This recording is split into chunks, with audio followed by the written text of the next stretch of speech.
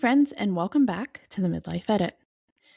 So, there's this question that tends to show up quietly in midlife, and it's not dramatic or all at once, but it lingers, right? And the question is, what do I want? We talked about that, we've talked about that for the last few episodes. But after long seasons of giving and surviving and showing up for everybody else, that question can feel unfamiliar and honestly a little uncomfortable. Just today, I listened to an episode from today's guest called Permission to Dream Again, and it really resonated because dreaming isn't something we lose interest in. We might think about it as a childish thing, but it's something that many of us stop trusting after a hard season or trying to figure out who we are. So today's conversation is really about reclaiming yourself and finding your voice, and not just in theory, but in daily life, and what it actually looks like to come home to yourself in the middle of responsibilities, routines, and real life. I'm joined today by Karen and Tara, who are the voices behind Your Odyssey, which is a soulful space for women who are ready to reconnect with themselves, their truth, and their desires. We talk about dreaming again, nervous system regulations, voice, rest, and because both of our podcasts are rooted in music, we're also letting songs guide part of the conversation. So check it out. My conversation with the ladies from Your Odyssey, Karen and Tara. Karen, Tara, welcome to the Midlife Edit. Hey, Jen. Thank you for having us. Yeah, Jen. Thanks for so excited for this conversation today. But before we dive in, I would love for you both to introduce yourselves, but in your own words. So, Karen, if you want to start first and let us know who you are and what you're doing. Okay, I sure will. Well, my name is Karen Novy. I am a vocal empowerment coach, transformation coach, and I am co-founder of a business called Your Odyssey with this lovely woman right here, Tara. And she and I are in the business of sharing love and light and spreading all kinds of beautiful content and messaging out into the world, targeted for all humans, but especially supporting women in their own personal journeys and transformations. Awesome. And I am Tara Alexandra. As Karen said, we are co-founders of Your Odyssey. I'm also a transformation coach. Pause on coaching right now as I finish up schooling and some other credentialing things that I wanted to get done before I jump back into the coaching world. Let's see, I am a wife, mom, sister, daughter. So I feel extremely proud and grateful to be on a journey where I can share some of the things that I've learned along the way with other women as they are navigating different transitions in their lives, especially midlife, y'all. Especially midlife. Yeah, that's a good one. I started this podcast because midlife, when I was younger, was always this like, oh my gosh, you're over the hill. It's over. Like, you don't get a say anymore. Like, one foot in the grave, lock it in. And then the way I felt was not that at all. Like, I felt like, okay, you can become whoever you want to now. And it's not too late. And this own kind of transformation in my head was not matching up for what society was telling me. So I was like, you know what? Then I'm going to tell society what I'm doing. Society can get on board with me. Exactly. I can't tell you how many times in the last 5 years I've said, I am just getting started. Like, no joke. I don't know what was happening that first half. I was kind of asleep a little bit, but I'm literally just getting started. So here we go. Excited.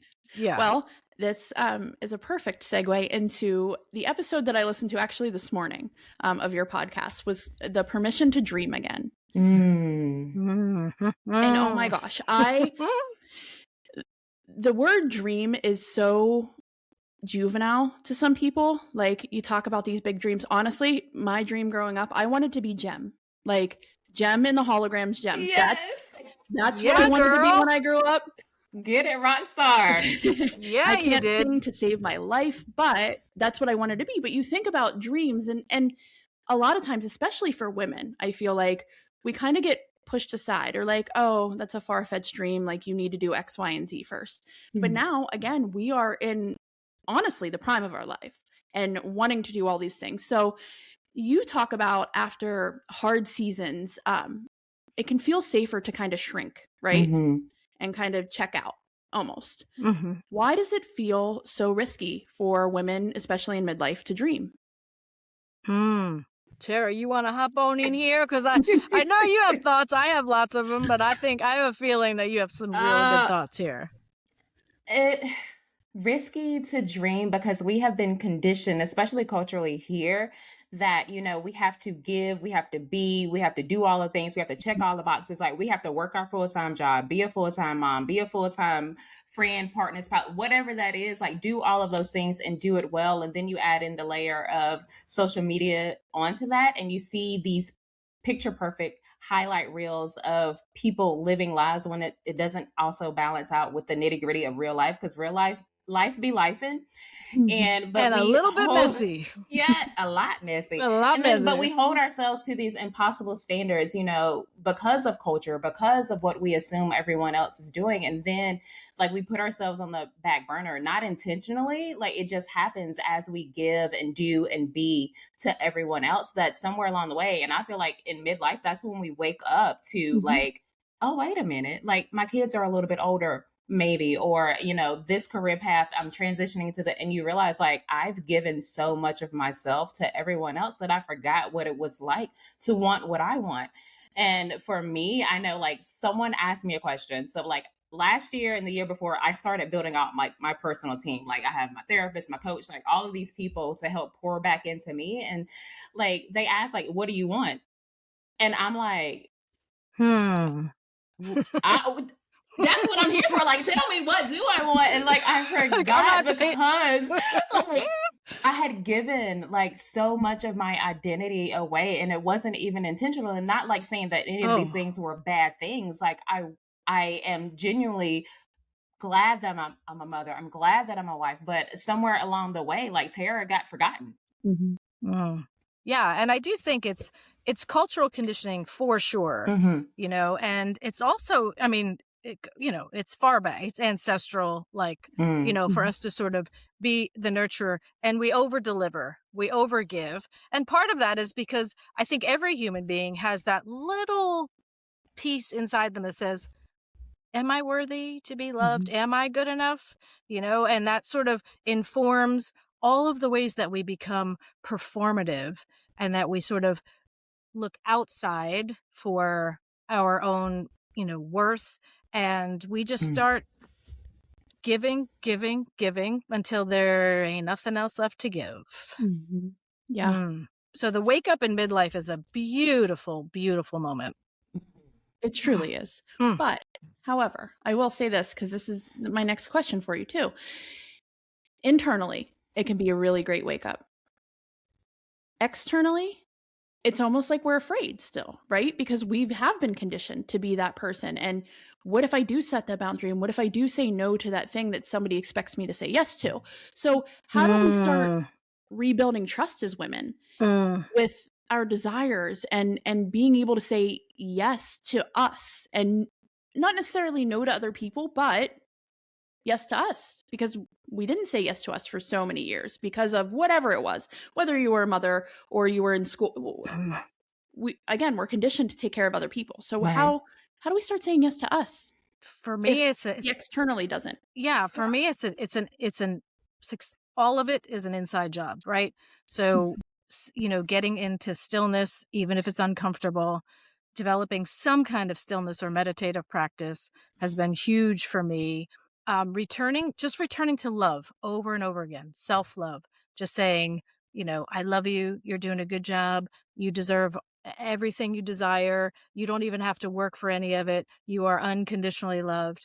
All of those things, sort of rewiring the messaging and the brain, and starting really at that deep internal ground level to know that you are allowed to be all of who you are. You are allowed to express all of the things, the boundaries and the joys and the desires. And that permission only comes from within us. Yeah. You really have to lean into love over the fear of, who am I going to upset? Who am I going to lose? How am I not going to meet their needs? You really have to go inside. Yeah, and I think practically speaking too, it's like small things. Like you don't just all of a sudden become this newest, truest version of yourself overnight. Like trusting yourself with the small decisions, trusting yourself like I want this. As simple as that. And rather than letting someone else, society, whoever dictate what it is that you want, how you should be, how you should feel, it's like, do I want this? And if the answer is yes, moving from there, or no, I don't want that. And like Karen said, the boundaries, like standing firm in what you do or do not want and being okay with disappointing people. It reminded me of this quote that was like, you're going to disappoint somebody. At the end of the day, don't disappoint yourself. Yep. Like somebody's going to be disappointed. Okay. And I'm just going to give a shout out to your What Do I Want quiz because, Yes. like, where am I at? Because I was like, I texted Tara. I'm like, the quiz. Yeah. Honestly, though, I mean, do we really know how to find what we want if we haven't been asking ourselves that for so many years, So like that's I think that's that thing in the back of your head that you do know. Yes. But you're afraid to say it.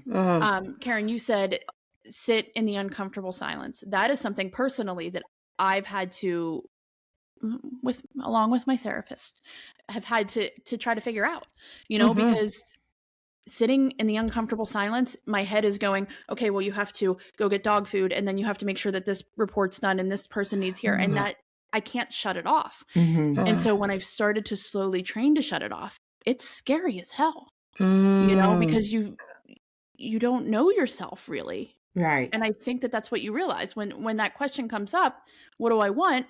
Do I really know who I am? Yeah. I think I do agree that it can be scary. I don't think it has to be scary. I think if one can tap into that, and I'm not saying it's easy, as Tara said, it's in the small choices, right? But if you can stop for a moment in the middle of your day when you're starting to feel disconnected and put a hand on your heart and just breathe for a minute and just feel into, they just asked me if I could blah, blah, blah. And you're like, and that does not feel good in my body. And so I'm going to say no. Like it's the little moments of pausing and connecting just inside to your heart, to your truth, asking yourself internally or out loud. Tara, we know about saying it out loud, saying out loud, how does that feel? How does that feel to me in this moment? Do I have the time? Do I have the bandwidth? Do I choose to prioritize that thing over my own health or well-being or exercise or meditation or reading, whatever it is, the things, or a hike? No, that doesn't feel good. That's a no. If it's not a resounding yes, Tara and I have said this a lot. Oh, it's a no, baby. Capital N, no, thank you very much. And Jen, something you just said about like remembering and sitting when you're uncomfortable in that, the stillness, the quiet or whatever. It reminded me like, we're not asking in midlife to become these brand new persons. It really is about remembering who you are. And it's like tied perfectly into our tagline, come home to yourself. We're not talking about come home to yourself like extreme makeover home edition. It is not that at all. Like we get to take it down to the studs and start over. No. That's not the version that we're talking about. We're just it's a reminder of remembering to like take some of that pressure off of yourself and proving who you are or proving what you are worth, proving, that you are enough. Like take some of that pressure off of yourself and just be. We are human beings, not human doings, but we get so caught up in the frenetic, I have to do this, I have to check this off the list. And it's like you sit there, like I check this off the list, and then somewhere along the way, your brain is like, well, on to the next thing. Like we don't even get to enjoy or celebrate the thing that we've accomplished or the task that is completed because we're already moving on to the next thing. And at the end of the day, you, I, Tara, we're all, everyone that's listening, one in about 8 billion, like really an anomaly and an amazing miracle that we're even here in this body. That is not a mistake. You are, by the very essence of being here, worthy to be here, and you are worthy of your own love and unconditional love. You are worthy of joy and gratitude and all of the good things. So your heart knows, your heart remembers.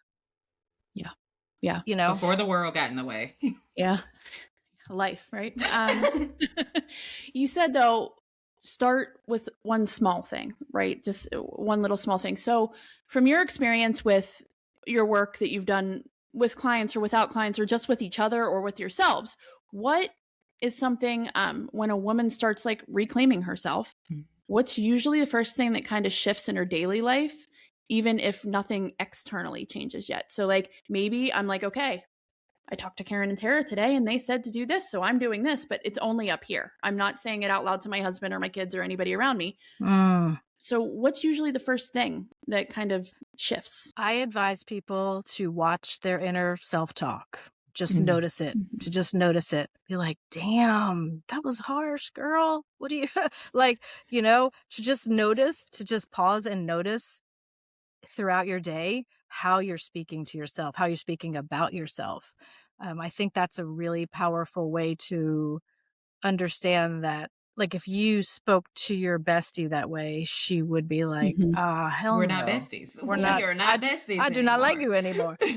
So just noticing, I think, self-awareness. And also, one of my mentors says, like, relax, nothing is under control.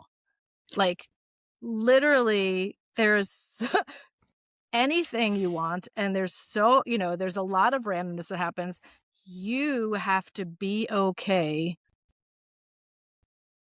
in the uncertainty of how am I growing through this? Who am I remembering? And I just think the self-talk is a really nice clue. Yes. Tara, do you agree. have? Yeah. No, I would like totally agree, because in that self-talk, in that awareness of how you're speaking to yourself, like that does take some of the pressure off, and it allows you to be more gentle with yourself. And since it is starting inside, it's like no external person or whatever is going to notice it before you do. When you start realizing that you've made those shifts internally, like it's going to naturally overflow into all of the other areas of your life. Yeah. I don't know if it was my last episode or the episode before, but I kind of alluded to that too. Like if I had to take everything, like my entire body, and switch lives with somebody that I loved, how would they feel? The way I spoke to myself, the way I moved my body, like all of the different things. Would I be okay with switching bodies with my son right now and having him in my head about myself? I did listen to that episode, and I was like, that's very Freaky Friday of you. And also like like it is a different awareness. Like once you think through that, like would you want someone you care about, someone you love, to live in your thoughts, in how you treat yourself every day, and how you show up physically, mentally, spiritually, all of that? Like, would you be okay handing that over to someone else as is? And if not, that's when you realize, and midlife for me especially is when I'm like, oh, wait a minute, Tara, get back in here. Like, get back in your life. Like, come back. Yeah. Come over here. Yeah. Come get over here. I love that. And you're giving yourself permission. I mean, I think that's a key word for me, is permission. Like, Absolutely. I don't need permission from anybody else to be who I am. I just have to be okay with that. Because at the end of the day, I'm the one laying my head down, and my thoughts at 3 a.m. when perimenopause wakes me up with a hot flash, those are my thoughts, Yeah. And to be fair, right, the challenges of perimenopause, and this stage of life can be, I mean, it's really real, not sleeping well, hormonal shifts, all of it contributes to how we sort of show up the next day and the next day and the next day. So I just want to make sure that that's clear, that I'm not like, we're not dismissing or bypassing like the very real aspects of your life, especially physically, but being able to notice and put yourself first in terms of self-care. And if that includes, seeing a specialist about perimenopause, then absolutely you do that. Yeah. Do that thing. Yeah. Yeah. Well, I love the segues here because I'm ready for this next one. Not sleeping, right? So you get up in the morning. For me personally, sometimes my fuse is a little short. Like if I don't get enough sleep, like I know, okay, I might be on edge. So my attention span is not there to do huge long meditations or anything like this. But if you go to your Instagram and go to your link tree, you have this sign up for, I like to call them little freebies, called Take 5 to Thrive. And I love it because it's quick. And my favorite one, because I love music, is Shake It Out. And my son's 20 now, but when he was little, when he used to get angry, I'd be like, all right, stop, 5-second dance party. And I was doing it for him. And then when I read that, like, it kind of brought me back to that. And I was like, I've been practicing this with a child, but not with my own self. So can you kind of touch on that part of it, the 5 to Thrive, and why you created it and who you created it for, and how to do it? I want to point out too that your inner child, Jen, she's still wanting to dance. So like get moving every morning. I don't care how you're feeling when you wake up first. Just turn something on and move your body. Movement is so important. It is. It is.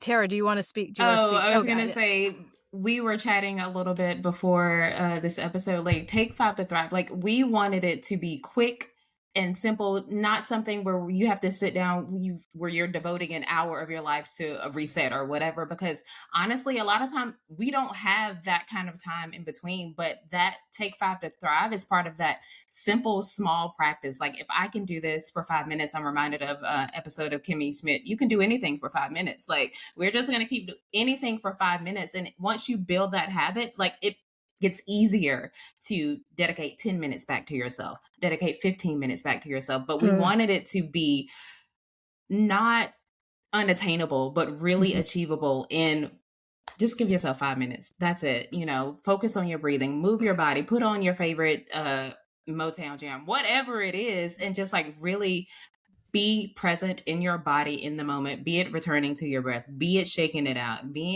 writing down a couple of things that you're grateful for in this moment, because you're not looking ahead. You're not looking behind you. You're like, right now, this is enough. Yeah. To get present, especially in your body, like whether you're connecting to your breath or you're connecting through music and dance movement, that is a surefire way to get really grounded and to raise your energy and to raise your vibration, right? Like your literal, energy vibration that we're all emitting at every time. So if we could notice those in those little moments, just taking 5, just 5, it's not too crazy.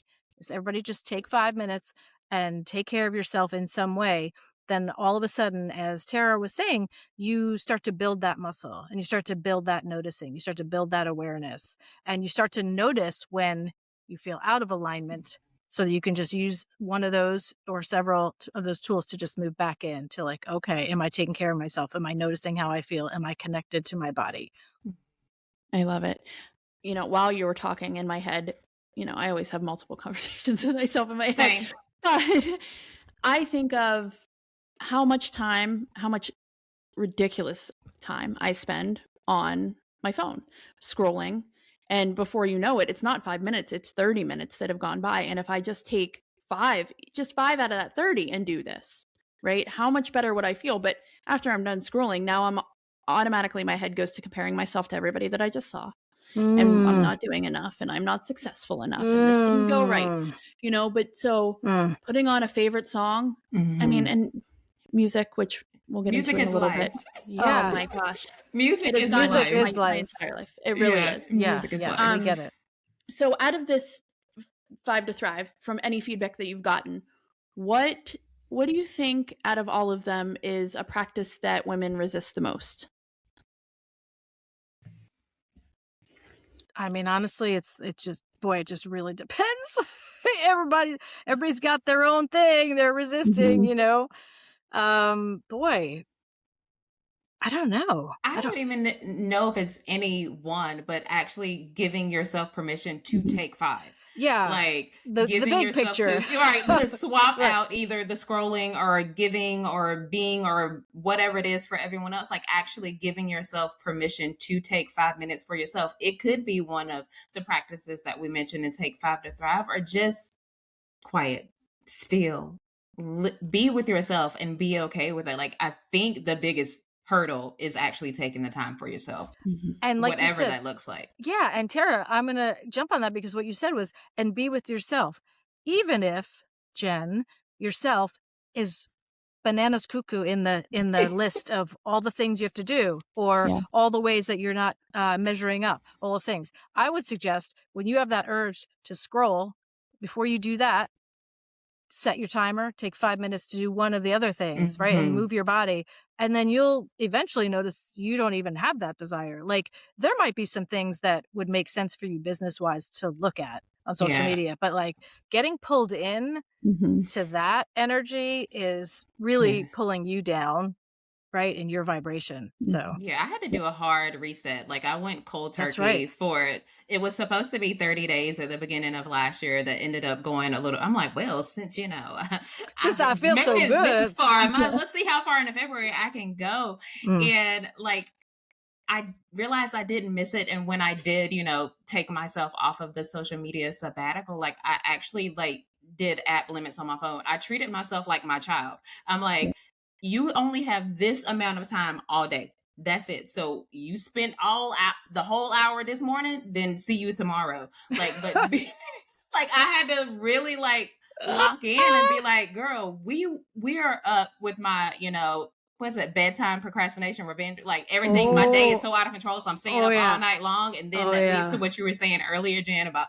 I didn't sleep well. Perry woke me up, and my child is getting on my nerves. Like all of those things. But like if I only have an hour or 2 hours on social media all day, I don't have the time. And I'm doing like really analog things. Like I'm reading physical books, like open the book, turn a page.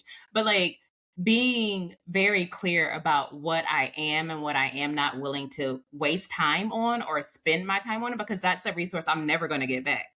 So if I only have this number of hours in a day, then it's going to be things that are going to move me forward more than things that are going to suck me down the comparison trap. Discernment, baby. Discernment. Yeah. So along these lines, I have listeners from all over who have different backgrounds and understand things differently. So for me, what we just talked about, I get it. That's me. But I do have people who are engineers and that kind of thinking. So how do practices like the breath and the vocal release and all of that movement, how does it regulate the nervous system? Ooh, I'm so glad you asked. For the people that lean into the left brain or the right brain a little more than sort of that, that the happy mix, the breathing in a certain way where you're really connected and you're noticing and you're very present literally changes your chemistry for 3 minutes, even breathing in through the nose slowly and out through as if you're blowing through a straw, the straw breath. It turns on your vagus nerve. It turns on your parasympathetic nervous system. It helps your body and your mind relax and know like, oh, I'm safe. I'm okay. I can take this time. I don't have to be worried about if there's a tiger running after me, if there's something behind me that's, it happens on a very primal nervous system regulation level. And there's really not that much we need to do except for just breathe, which we're doing anyway. So dedicate, just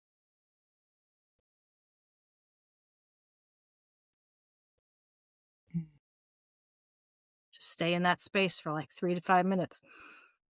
Guarantee you will feel different coming out of it. Guarantee you that if you're thinking too much, you're going to connect with your breath and you're going to get present and you're just going to feel much more peaceful and grounded.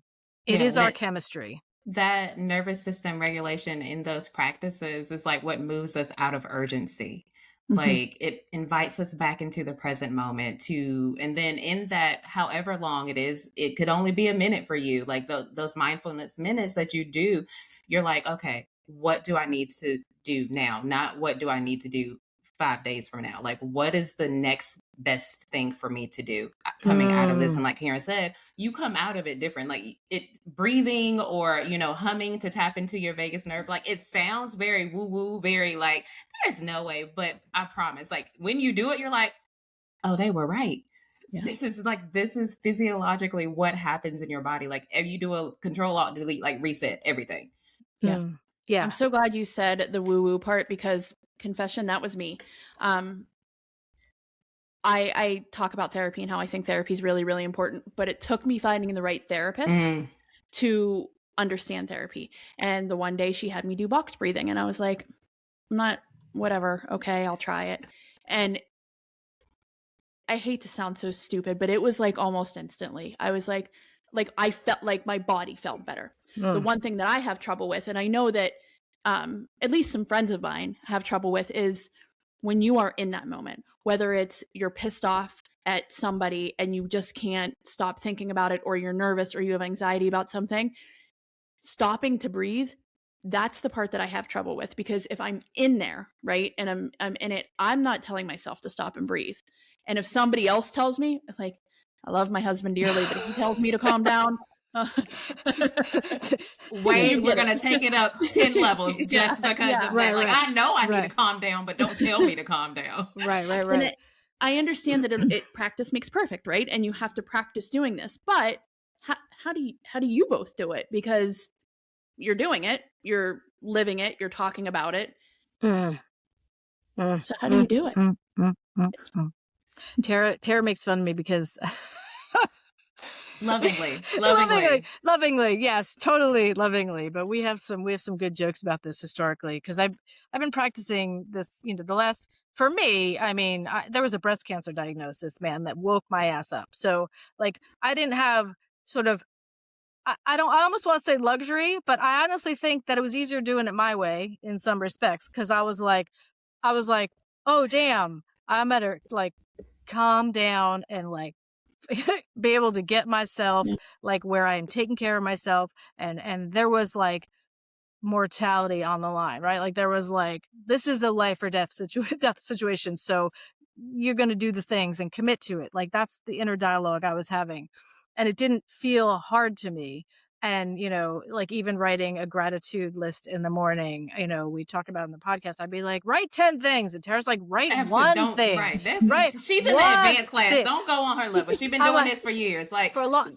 But yeah, but I think honestly, like if we're in the emotion of frustration and anger, I can feel that all the way through. Fucking let it happen. 90 seconds, 2 minutes. Feel that. You don't want to hold on to that.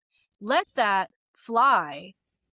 But it's done after 90 seconds. 90 seconds. Except our brain latches onto it and then goes, oh, let's just keep replaying that. But in your body, the processing, the moving of 90 seconds energy, which is emotion, energy and motion, if we experience and process the emotion, in whatever way, hopefully what feels like a safe environment, if we can experience and process it 90 seconds, stay with it, feel it, even if it's uncomfortable, and then move into the breathing. Like we don't want to hold on to it, but we absolutely have a choice about what we focus on then, right? Returning to love, returning to peace, returning to a place of gratitude, returning to the breath. We can absolutely make that choice. Yeah. And otherwise the ego's going to perseverate, man. Ego. And it does feel foreign at first. Like it doesn't have to be like Karen said, like for her, like it was life or death moment for her. But in those moments when you realize like, this isn't actually who I am, like this is not who I am really. Like, I know this isn't me. And when you have that awareness, like you move differently from that point forward. Like, I feel like I used to be like, ready to rumble like all the time, like on edge, like ready to let's get like seriously, the announcer is doing the thing. Are you ready? Like, I used to, and then like in a moment I realized like I have to remember like who was looking at me, not saying like externally like they've asked me to become someone different, but for my children, do I want them to grow up to be this type of person in the world? Is this how I want people to perceive them? Like hairline trigger, whatever, like ready to rumble all the time. No, that's not one, who I am, and two, not how I want to show up in the world. Like there are already all of these expectations and stereotypes associated with like who we are as women. I don't want to add another layer of complexity onto that by being someone that I'm not actually, like by being this survival mode version of myself. Like I am not trying to erase any of those lessons and things that I've learned when I was her, but I don't have to be her moving forward. And I know like moving forward, she's not going to take me to like the next level of, visibility or influence that I would want by being her. Like nobody want to listen to somebody angry. Well, you know what? And I personally do not, like, collectively, maybe some folks do want the anger, the fear side of that. But me personally, that's not how I want to show up. That's not how I want to be. And that's the other thing too, is that when something shows up so quickly and so inflammatory, like that anger, that frustration, that's the protector, right? So you have to sort of ask yourself, like 2 weeks ago, I had an incident of this. I am absolutely 1000% human and living in this human world. And somebody did something that triggered me and it triggered my son. It hurt my son. And I was like, you know what? I'm mama bear. I was next level pissed off. And then like a week later, I was like, why was I so angry at this? Oh my God. I wasn't angry so much as I was hurt. And as soon as I made that connection to that little squishy inside of me that was hurt by this behavior with someone I trusted, I was like, oh, and then I could sort of go in and talk to her and be like, it's okay. People aren't their behaviors. And you had every right to feel angry. And I'm glad you did. And also, oh, look what we're noticing now, that you were actually hurt. And then I can come at it from a different perspective and I can process it and learn a little bit more about myself. That is more than like the true sign of maturity. Like that, honestly, that just gave me chills. Because like, think about it. First off, 90 seconds. There are TikToks that I sit and watch longer than 90 seconds, right? So if that goes away in 90 seconds, why can't I just stop and breathe? So that's something I'm absolutely taking away right now, 90 seconds. Awesome. But also like learning about yourself and like, I'm not pissed, I'm sad. And I would always say, oh, when I get angry, I cry. Well, I cry because I'm hurt. Sure, I'm angry, but I'm hurt. I just got full body chills. Ooh, what do you need? Yeah. Have compassion and empathy for yourself. The reason you're reacting that way is because some wound, old wound, new one, has been triggered. And now it is your responsibility as somebody who's over the age of 25 to get curious about that was really like, that was kind of an intense reaction, or that wasn't an intense reaction, but what's underneath that reaction, and getting curious and asking yourself those questions in reflection, a little later, it's just so valuable. It's getting curious, having compassion, and also giving yourself grace for reacting from that place. Like, we do not get it right 100% of the time. Seriously. But it's Lord, like, have mercy. Okay, I did not handle that well, and I can handle it differently the next time it comes up, because the universe, God, is very, very, he has a great sense of humor in bringing the lesson back to you again and again to see how you will handle it. Not saying like that you're going to pass the test, but to see if when you're presented this way with this situation that's triggering you, that's bumping up against all of those old wounds, how do you handle it moving forward? And no, you didn't get it right the last time, but there's next time. Yeah. There's always a next time. As long as you're here on this side of the dirt, there's always a next time. Right. Yeah. And that forgiveness and compassion and kindness and grace that we give to ourselves, that is vitally important. Yeah. Yeah. And I want to say this just for my listeners, giving yourself grace it's not an excuse for being a bitch. No. Because just say it, Jen. Just say that B word. You're mean and rude, and nobody likes that. I'm just mean and hateful. It's not to be, giving yourself grace is for you on the inside. It's not saying it's okay to be a bitch to everybody else on the outside. I just want to put that out there a little. Right. The disclaimer. Yes. Yeah. Like when we're offering that kindness to ourselves and that compassion and grace. Yeah. It's to discover something new. It's to discover what that behavior is coming from, and just to kind of do a little bit of an archaeological, dig about it. Yep. Sit in our own shit and figure it out. Yeah. Yeah. Yeah. And figure out ourselves. And maybe we don't know what the trigger is sometimes. You know what I mean? Like, yeah, absolutely. Why did that just happen? I thought I was having a great day, and all of a sudden, and I've done that. Like weeks later, I'll be like, oh my gosh, I'll say it to my husband. I'm so sorry I said this to you. I didn't realize what was going on.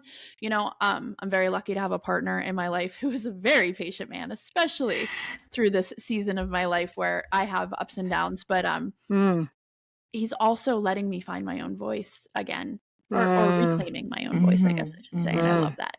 Beautiful. So let's talk about voice. How does losing your voice, and not, when I say that, friends, I'm not saying like you get sick, but how does losing your voice show up in everyday life? So maybe it wasn't anything catastrophic that happened, but all of a sudden you feel like you can't speak up. What does losing it look like in everyday life? And then tell me about how we work to reclaim it and what that looks like. And so like if I called you up and I said, Tara, I'm having a really awful time, like I can't figure this out, what do I do next? What would, if you're coaching me, or Karen, you're coaching me, what are you going to tell me to do? I would kind of do a forensic analysis of it, because it didn't just happen. Like, you didn't just lose it. Like, I feel like for me personally, like, it was slowly trained out of me. Like, those times when I was younger that I did speak up and no one listened, no one helped, no one came through, it just became much safer for me not to say anything. So if we do this little quick forensic analysis, like, okay, you did not speak up in this meeting or say what you really wanted, like, what is really underneath that? Because there is something underneath there that, yay, childhood, bringing all the best into adulthood. Like, there is something underneath that where you realize, like, I didn't just lose it. Like, this is a pattern of behavior that was trained into me, either, explicitly or implicitly. Like, this happened over time. And it's like, okay, I didn't do it in this moment, or you don't know how to move forward in this moment. That's okay. But let's just sit with that for a second. Like, and the answer will usually come back to you, and it'll be a quick reminder of like, oh yeah, when I was 7, I spoke up and my dad didn't listen to me, or they told me to be quiet and children are to be seen and not heard. And it's like, oh, that's how it's showing up to me as a full grown midlife woman. Yep. All right, I know what to do with that. And like Karen said earlier, that's when you take that younger version of yourself and it's like, it's okay. You did the best you could with everything that was being thrown at you. I got it now. Yeah. Yeah. I can't tell you how many, I've worked with a lot of vocal clients in all the aspects of using your voice. And it's never, I feel like I lost my power 2 years ago. It's always, subconscious even, right? The limiting beliefs and the programming, the contract that we signed onto probably between 0 and 7, that probably our parents didn't even know they were, like, I'm not placing blame, but it just sort of happens where you notice as a baby, oh, when I do this behavior, it's pleasing to people. When I do this behavior, it's not. Like, we start tallying. We start really memorizing and knowing what pleases the people around us for survival's sake. And that wiring and those beliefs and that operating system is installed, baby. That thing is installed deeply. So I think the voice is vulnerable for a lot of people. I hear people say all the time, oh, I can't sing. Generally, first of all, everyone can sing. You too, everyone can sing, including you, Jen. I did hear you say that. Everyone can sing. It may not be, Beyonce, Celine Dion, Adele, whoever your favorite people are. But everyone Unless you're in the shower. I'm sorry, but like in the shower, the acoustics are real good in the shower.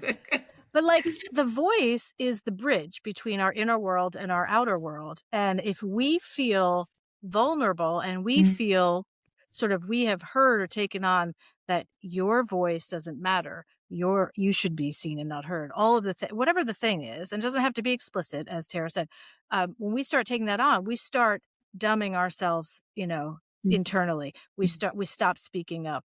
We stop saying what's true for us. We stop talking about dreams and visions and experiences, which are highly magical in that time period as a kid. But if you have parents or grandparents that didn't get that luxury of being able to live with their dreams, or, experience or imagine or be creative in any kind of, visceral way, then they're not going to really understand or allow that subconsciously, right? So there's all these ways that we use our voice, but definitely, setting boundaries, speaking up for what we want, saying no, saying yes to the things we do want. all of the ways that we use our voice, including singing or making big sound, just standing in the middle of your living room and just, you know, making a siren sound because you can, like, you can make that big sound and you're allowed to make that big sound, Yeah. just You're giving yourself. allowed that permission. Oh my goodness. Yeah. As you were talking, Karen, like I'm inspired all over again because it's like this beautiful invitation in midlife of like, it's returning to the truth of who we are, being able to use our voice. And I find like if you can't do it for yourself, practice doing it for someone else. Mm. Maybe that's your kids. Maybe that's a friend who lets people walk over them. Like practice doing it for someone else. And once you build that muscle, get in the habit for doing it for them. Like it almost becomes second nature to start doing it for yourself as well. Mm. Permission. Yeah. I feel empowered right now. Permission, sister. Permission. Yep. Only you can give it. Yeah. Yeah. You said something, Karen, about, you know, maybe it was the way we were brought up. And I talk about this a lot, being an 80s or 90s kid, or, you know, born in the 70s and the 80s, the generation before ours. You didn't speak up. You went to work for 40 years and did your thing, and then that was it. And honestly, like women weren't given the voice. I mean, it was 50 years ago that we could just buy a house by ourselves. So like, I can't even imagine insanity. That. But now I think about, it's almost like we are programmed to go, go, go, go, go, whether it is work or with children or whatever, you know, it's this hustle culture. And when I say that, it's not just about the men who do 75 hard. I've done 75 hard. That's part of that hustle, right? But it's also, there's a hustle culture for women where we don't allow ourselves to rest. And I am, it's uncomfortable to allow yourself to rest. So let's talk about the guilt that comes with us, with resting with us, and how to get over that guilt of, you know, it's okay to sit down for 2 hours and watch that documentary by yourself that you've been wanting to watch for the past 3 years without feeling like, I didn't do the laundry, I didn't go grocery shopping, I forgot to email this person back, so called it. How do we get through that guilt and allow ourselves that time? I feel like Tara is in such this beautiful season of rest that I'm like, I'm just going to let her preach about this for a second because, Lord, I have seen it happen. Because I definitely believe the lie that if I rest, everything will fall apart. Like if I don't do all of the things, then baby, the world is going to stop turning and then everyone's gone. You know what I mean? But I slowly came to realize that resting and being in spaciousness and margin is not laziness. It's teaching my body and my mind how to be like safe, not doing all of the things. It's tapping out of that survivor mode where I had to like do, go, be, because if you're still for too long, that's when the tiger's going to get you. But this idea that rest threatens like our identities of being useful, like rest will rest in that manner, like we've tied our worth to how productive we are, how much we made, how much we did, when, like I said earlier, like we are human beings, not human doing. So this rest becomes a sort of rebellion, and I love being a rebel. Like at the end of I love being a rebel because it releases that guilt of like having to constantly be on. It retires my superwoman cape, but that thing was heavy. It did not serve me like well, and it won't serve me well moving forward because like I've poured everything out, and I refuse to pour from an empty cup any longer. So I've learned that the association of guilt to rest, it will dissipate when you actually do it, because that guilt is another emotion and indicator. And then that's when like the regulation will come in. That's when you are okay, when you realize I am actually self. You've given yourself that 90 seconds to feel guilty. Okay, but I'm still going to bed rot. Like, okay, I'm still going to binge watch these 3 shows on Netflix because I need to reset. I need to be still to not think about what's coming next. Yeah. Oh, yeah, we can be so hard on ourselves. I mean, especially as women, like it's brutal. It's brutal, you know? You know, I've found that allowing myself to rest has given me, you know, we talk about being busy, but when we're busy, are we productive? And allowing myself to rest has given me that productivity back, where I'm not busy all day long. It's just that block that I need to be productive. I am hella productive in that block Knocked because it all out. you know, the resting, the breathing, all of the things it works. It works. The woo-woo side of it, you can judge it all you want, but it works. It doesn't lie, you know, like I'm a product of it and I know that it works because I practice, you know, not perfect and I don't practice it all the time, but when I do, I'm like, yeah, I get it now. I get it now.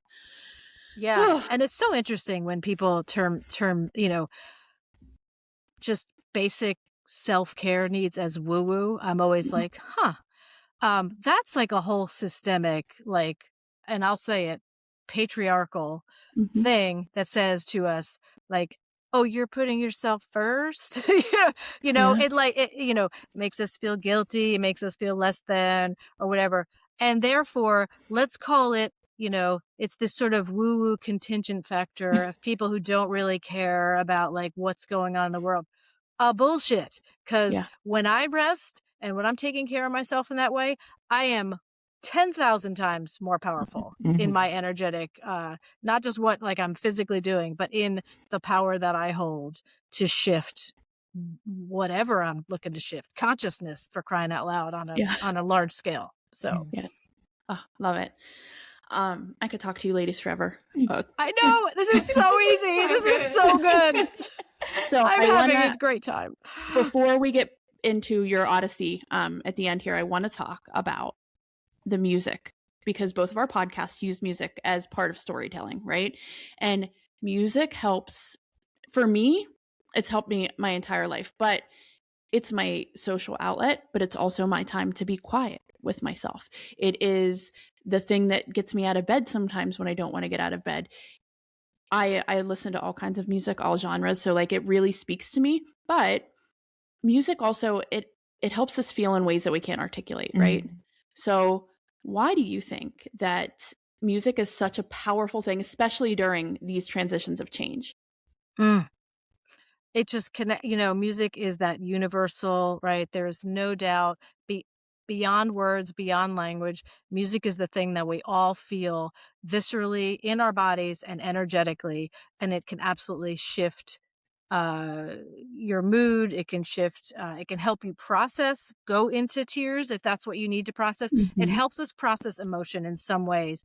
And so I'm always, I'm a lifelong musician and songwriter. And to me, it's just the most cathartic, natural way for humans to release, process, and to just get into their bodies and get present, and even in community, right? Like it's just, there's nothing like it in my opinion. And I am a big supporter of all of the arts, but there's something about music. It's similar to smelling, right? A certain smell, like of my grandmother's, the little nut horns she used to make. Like certain smells bring you right back. But music can transmute, like on things on an energetic level that it's so powerful, so powerful. Yeah, Tara, you got like Tara's like the queen. Tara's like the queen of, we do an episode and she's like, I have found the perfect song. Like it, like she calls down like, oh my God. Let's talk about them. So she is like the queen of calling down, like, and usually she'll surprise, like, I don't even know it because she's just so good at it. Like, I'm just like, and she says, and I'm like, holy, like, I didn't even know I needed that right now, but she's so good at it. Oh, and when you hear a song, it's harder now. I will say the one thing that I don't like about the Spotifys and everything is it's so readily available. But I remember back in the day of CDs and even cassette tapes where I would sit and wait for it to come on the radio so I could record it, and you would listen and that song would be so exciting. But now if I go to a concert, that's that feeling, right? I'm a huge Dave Matthews Band fan. I've seen him 70 times. And stop it. Oh yeah. 7-0. 7-0. Okay. Yeah. Okay. Yeah. Okay. For 25 for a long years, time. Yeah. Yeah. Sure. Absolutely. But the one thing I love about that band is you don't know what the set list is. So like every show, there's a different set list and you won't know it until the day you're there or the moment you're there. And that's where it's like, oh my gosh, I got my song, you know? And it's that feeling with the people around you, whether it's sad or happy or whatever. It's this experience in your own body, but also externally. It's super, super cool. Yeah. So this season of the Midlife, this is season 2 of the Midlife Edit, I have been pairing episodes with songs.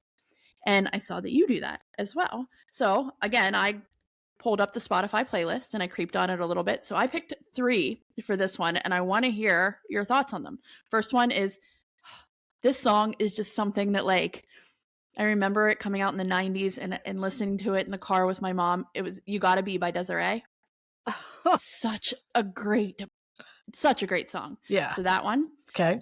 Vienna by Billy Joel, because that's just classic learning about you. Yeah. And then fucking Perfect by Pink, because she's just one of those artists that just gets me. So if this episode had a soundtrack, one that kind of represents reclaiming yourself, but also being gentle with yourself and not forceful, out of those 3, which one feels right, do you think? For me, Perfect. I was gonna say it's Pink all the way. Alicia Moore, come through, like yes, yeah, because it's kind of a little bit like kicking your ass about, like, you know, and sort of helping you realize, like, you don't see what I see, like you don't even know how amazing you are. As you in whatever stage of life that you are in, like, you are perfect. You are a beautiful masterpiece that was placed here in this moment, in this space and time, for a reason. And that's it. Like, it's perfect. Perfect is perfect for this. I love it. Yeah. So before we wrap up, I want to let you give a little bit of where to find you. What is Your Odyssey about? What can my listeners come to you for? Like, how do we touch base with you?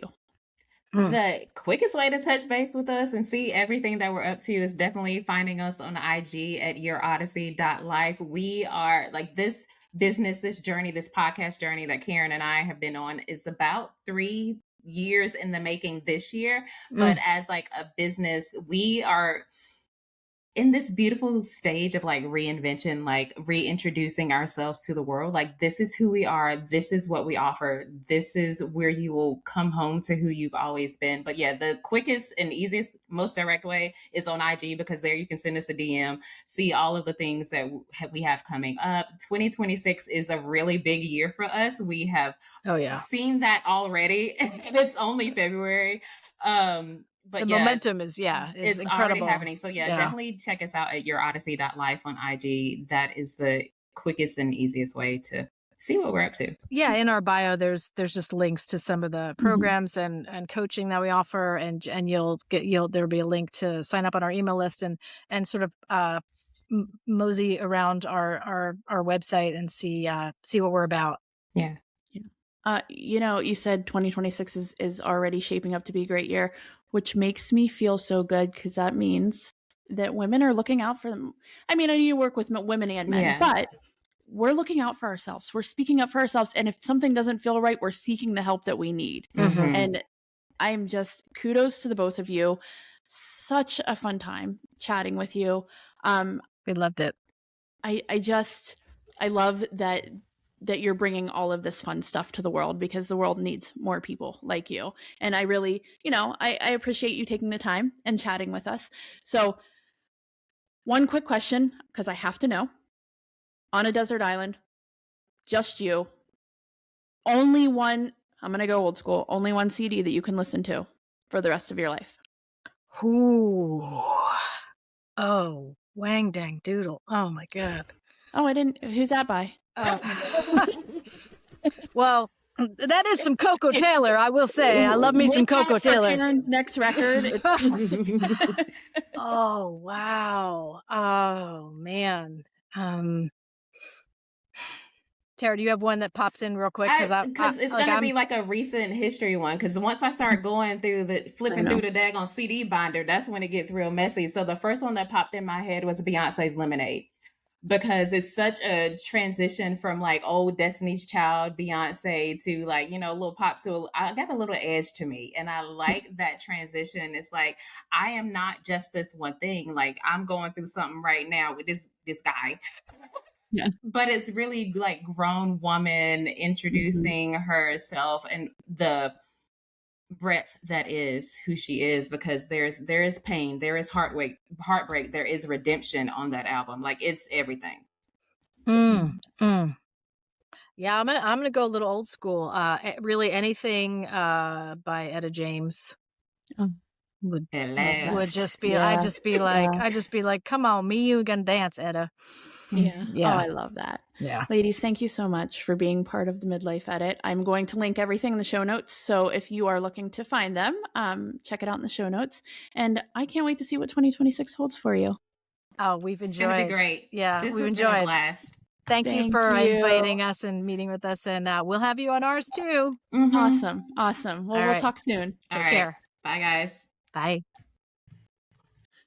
One of my favorite things about having this platform is being able to connect with so many amazing people. And this conversation did not disappoint. Karen and Tara are amazing women, and the world needs more people like them. So please go check them out. I linked everything in the show notes for you to check out. But one of the things I love most about this conversation is that the reminder of reclaiming yourself or finding your voice, it doesn't require some dramatic reinvention.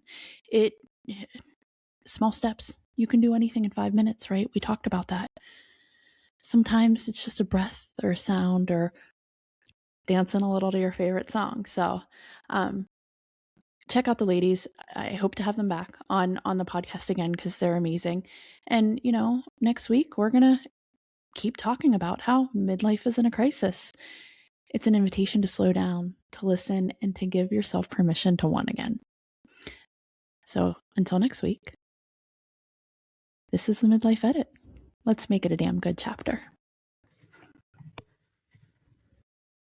You've been listening to the Midlife Edit. If something in this episode stayed with you, I hope you sit with it, not rush past it. Because this season is about listening to yourself and to what's quietly asking for more. If you want to stay connected between episodes, you can join the Backstage Pass. That's where I share behind-the-scenes notes, playlists, and things that don't always make it onto the podcast. You'll find the link in the show notes. And if this episode resonated with you, it would mean so much if you'd subscribe, rate, and leave a review. It's the easiest way to support the show and help more women find it. So until next time, turn the volume up, and let's make it a damn good chapter.